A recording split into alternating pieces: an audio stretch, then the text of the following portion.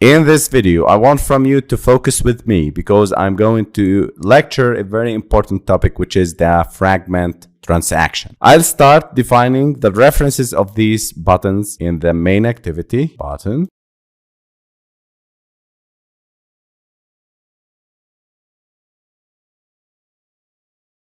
And I'll create a new method to be called when the user clicks on the button 1 or button 2 in order to start fragment transaction. It's called load fragment and it took into the parameter fragment type.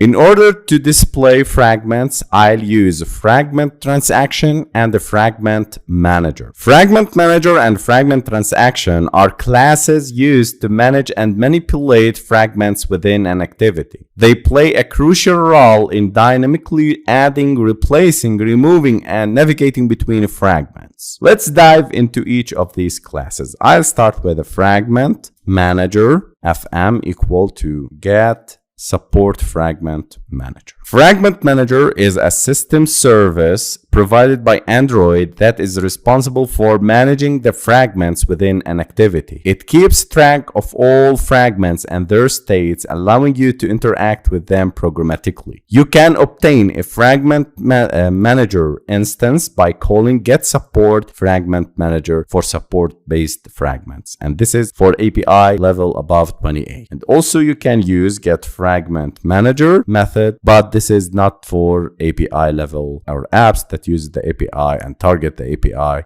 28 and above. This is for 27 and below. I'll use get support Fragment Manager. The second step is to create a fragment transaction. FT equal fm.begin transaction. Fragment transaction. The primary purpose of the Fragment Manager is to create and manage fragment transactions.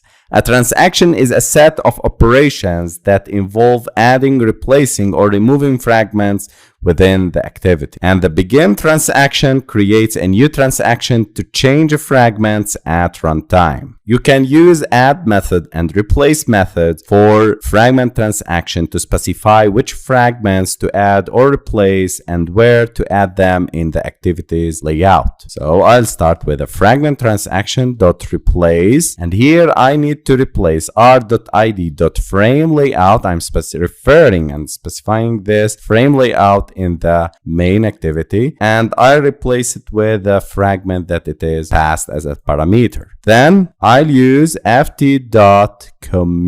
This method is used to save the changes. I'll use this method load a fragment in order to pass fragment number 1 and fragment number 2 when the user clicks on the button number 1 and button number 2 respectively. So button number 1 dot set on click listener, new view on click listener, and here I'm calling the method load fragment new first fragment. Here I'm passing the first fragment instance. The button number 2 dot set on click listener, new view on click listener, load fragment new second fragment. Save and run. And here we go. This is our fragments application. I'll click on display fragment 1, and here we go. This is our first fragment. You can see on attach, on create, and on resume is called. If I click on say hello, welcome to the first fragment. So this is our first fragment, the first layout here for the first fragment. You can see it. And the second fragment, let me create display fragment 2. If I click on say bye, goodbye from second fragment. So you can see this is how we navigate between the fragments and replace the fragments in Android.